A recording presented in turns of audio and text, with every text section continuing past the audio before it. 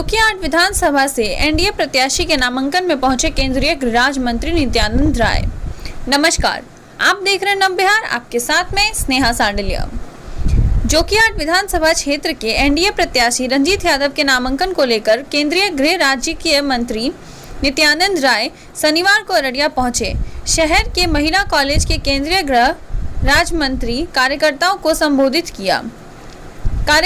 संबोधित करते हुए केंद्रीय गृह राज्य मंत्री मुख्यमंत्री विकास रूप बढ़ाते हुए कहा कि बिहार में लगातार विकास की गाड़ी आगे बढ़ रही है। प्रधानमंत्री नरेंद्र मोदी की अगुवाई में सबको साथ साथ विकास अभियान को बढ़ाते हुए लोगों की मदद किया है। केंद्रीय गृह राज्य मंत्री ने बताया कि प्रधानमंत्री ने किसानों की भलाई के लिए प्रधानमंत्री सम्मान निधि योजना की शुरुआत की। आइए सुनते हैं केंद्रीय गृह राज्य मंत्री नित्यानंद सिंह जी ने क्या कहा रंजीत यादव के नामांकन के दौरान। इस शुभ अवसर पर भाई रंजीत जी समेत सभी एनडीए प्रत्याशियों के समर्थन में आपके आशीर्वाद मांगने के लिए मैं खड़ा हूं। मंच पर विराजमान माननीय सांसद प्रदीप सिंह जी, हमारे मित्र जिला परिषद के अध्यक्ष पप्पू अजीम साहब, माननीय विधायक विद्यासागर केसरी जी, विजय मंडल जी, ऋषिदेव जी, एनडीए के प्रत्याशी रंजीत यादव जी, जयप्रकाश यादव जी और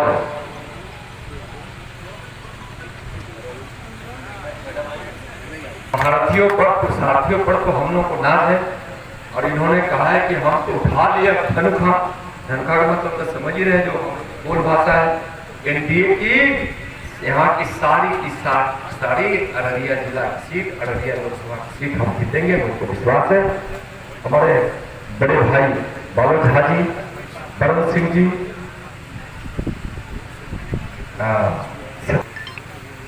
अब दुनिया और देश पुकारने लगी है कि विकास के भगीरथ, यानी हमारे प्रधानमंत्री जी विकास के भगीरथ है और हमारे बिहार के मुख्यमंत्री जी विकास पुरुष है, माननीय नीतीश कुमार जी के और सुशील जी के नेतृत्व में बिहार विकास के पथ को प्राप्त किया। केंद्र और राज्य की योजनाएं मिलकर लगातार बिहार जो बिल्कुल अपने वैभव को खो दिया था, विकासों से कोसों दूर था। थोड़ी सी एक झलक देना चाहूंगा, समय कम है। क्या बिहार में देखिए कि प्रधानमंत्री किसान सम्मान निधि से लगभग 70 लाख किसानों को 4,862 करोड़ रुपए उनको एक वर्षों में उनके निधि में गया। महिला जनधन खाता 2 करोड़ 38 लाख खुले हैं, जिसमें 3,545 करोड़ रुपए प्रधानमंत्री जी के द्वारा भेजा गया। सामाजिक सुरक्षा पेंशन यहाँ 36,64,000 लोगों को मिल रहा है, 364 करोड़ 98 लाख की राशि जिसके माध्यम से प्राप्त हो रहा है। उज्ज्वला योजना में 84,04,000 लोगों को, बहनों को गैस कनेक्शन मिला। इस प्रकार से सारी योजनाओं को देखेंगे तो आपको पता चलेगा कि केंद्र और राज्य सरकार मिलकर यहाँ विकास की जाएगी। गंगा बहा रही है। भाइयों बहनों, जो जिस आस्था में विश्वास करता है, मैं उसको हमेशा कहता हूं उस आस्था के अनुसार उसका पुजारी बनकर उस पर गर्व करना, धोखा नहीं देना, लेकिन आस्था हमेशा। अजीम साहब बैठे एक और हम भाषण दे रहे थे, याद होगा, चुनाव है इसलिए हम थोड़ा नहीं तो और स्पष्ट करके कहता, हर आस्था अच्छी राह दिखाता, और आस्था अपनी मातृभूमि से प्रेम करने की सीख देती है।